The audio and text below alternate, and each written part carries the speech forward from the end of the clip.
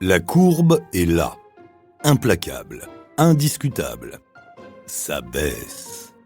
Le QI, le quotient intellectuel moyen des populations vivant dans les pays développés, les plus riches, nous, baisse. Le phénomène est visible depuis les années 2000.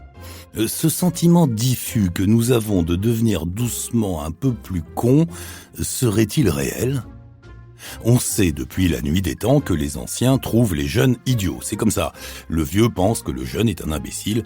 Les philosophes de l'Antiquité le disaient déjà. Mais cette fois, au XXIe siècle, ce serait vrai. Podcast Story. Mais d'abord, de quoi parle-t-on ? Peut-on réellement mesurer l'intelligence ? Et c'est quoi ce fameux QI ? Le premier test permettant de mesurer le quotient intellectuel d'un individu a été mis au point en 1904 par deux psychologues français, Alfred Binet et Théodore Simon. La France met alors en place l'instruction obligatoire et les professeurs cherchent un moyen pour évaluer les aptitudes intellectuelles des enfants. En fait, on veut repérer ceux qui seraient déficients, comme on disait à l'époque, pour les envoyer dans des instituts spécialisés. Les tests de QI ont donc été inventés dans un but discriminatoire, et oui, pour séparer les idiots des autres. Nos deux psychologues sont missionnés par le ministère de l'Éducation et créent ce que l'on nomme le test Binet-Simon. Ce test évolue par la suite pour devenir le test que l'on connaît aujourd'hui, à savoir une série de questions et d'énigmes, des suites mathématiques, des concordances de mots, des répétitions, des schémas. Il mesure ce que l'on nomme l'intelligence cognitive, celle qui permet de résoudre des problèmes, d'utiliser la logique, d'analyser et d'apprendre. Mais attention, le test de QI ne mesure pas l'autre intelligence, l'intelligence dite émotionnelle, celle de nos capacités sociales, nos rapports à l'autre, nos émotions, notre créativité.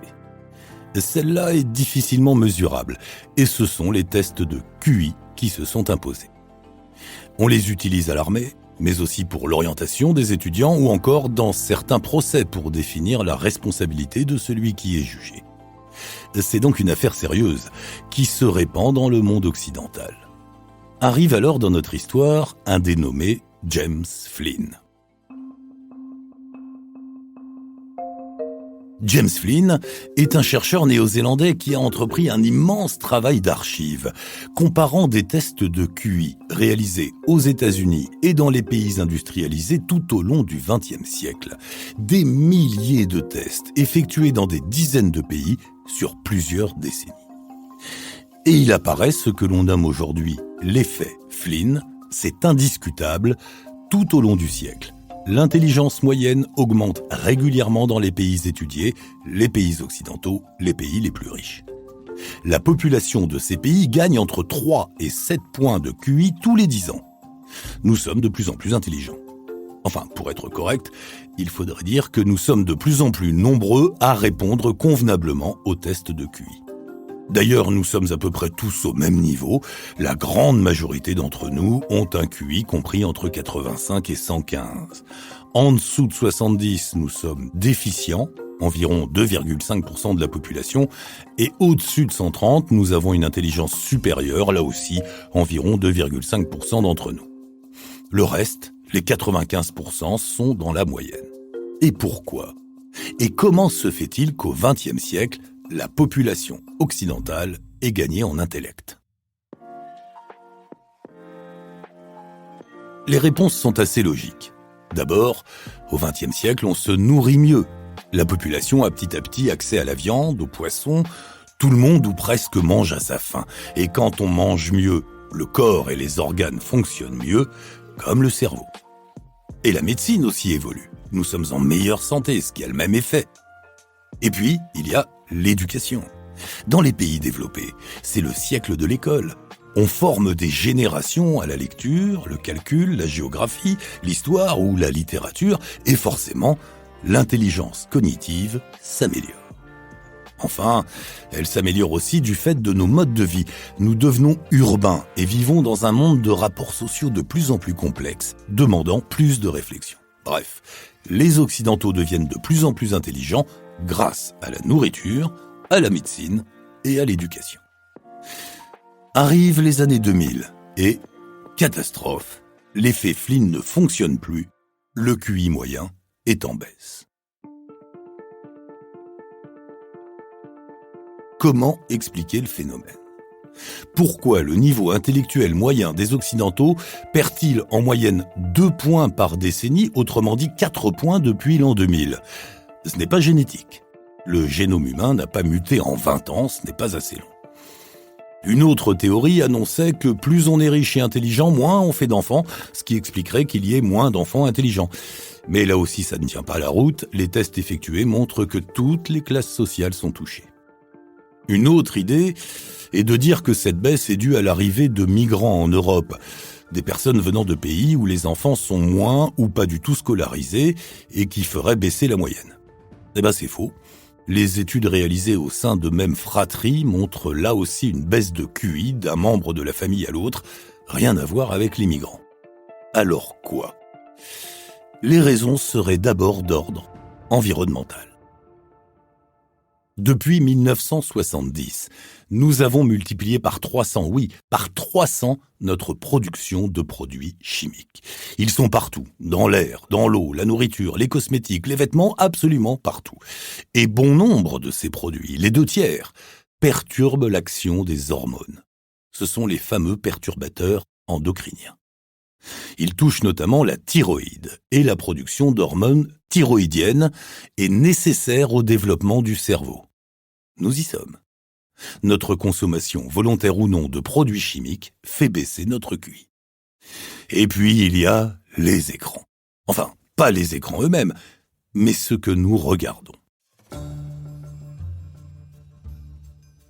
Internet promettait à ses débuts la large diffusion des connaissances dans tous les domaines et gratuitement. L'humanité allait faire un bond en avant.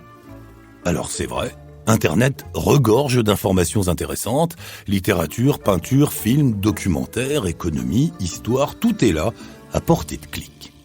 Mais ces informations sont noyées sous un flux de divertissements plus stupides les uns que les autres. Ils nous bombardent et sont tellement nombreux que notre cerveau est incapable de tous les traiter, de contrer toutes ces distractions. Alors il fait quoi le cerveau ? Trop c'est trop, il abandonne et se laisse happer par toutes ces distractions.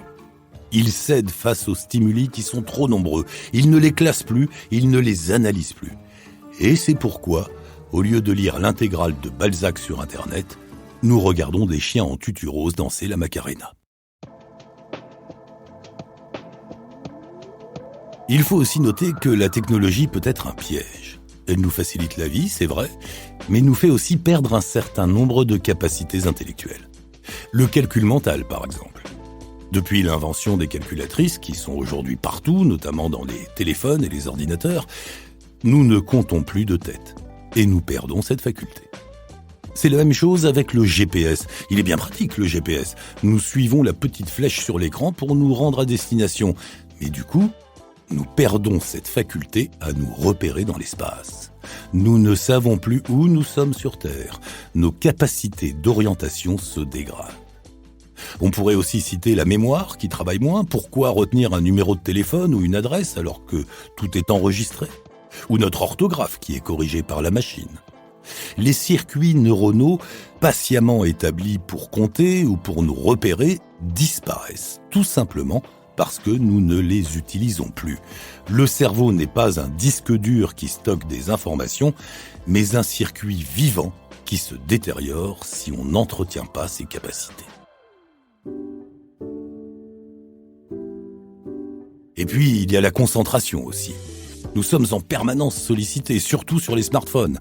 Une publicité, une fenêtre qui s'ouvre sur le côté, un lien qui nous est proposé. Résultat, nous avons du mal à nous concentrer sur une seule et même information. Nous sommes tout le temps distraits. Moins de concentration, c'est moins d'analyse, et moins d'analyse, c'est plus d'erreurs. Et si nous commettons plus d'erreurs, nous réussissons moins bien les tests de QI. Et la moyenne baisse. Enfin, il y a aussi la vitesse qui nous appauvrit. Il faut tout lire, tout écouter, tout regarder, et vite, et nous n'allons plus en profondeur. nous ne faisons que survoler les informations. Nous écrivons des phrases plus courtes pour aller plus vite. Nous regardons des séries de 45 minutes et non plus des films. Nous écoutons des extraits de musique et non plus des albums. Saviez-vous par exemple que la durée moyenne d'écoute d'un titre sur Spotify est de 1 minute 45 ? Alors on fait quoi ? Eh bien, on évite les produits chimiques, on consomme bio, on arrête les cosmétiques et on vit au grand air. On s'autodiscipline aussi, on se force à lire un document ou un livre jusqu'au bout et on apprend à se concentrer grâce à la méditation. Ou alors on lâche l'intelligence cognitive, on lâche l'intelligence émotionnelle et on se repose sur la nouvelle, l'artificielle. Podcast Story. On a tous une histoire à écouter. Ne manquez aucun épisode de Podcast Story. Abonnez-vous et mettez 5 étoiles sur Podcast Addict, Amazon Music ou Spotify.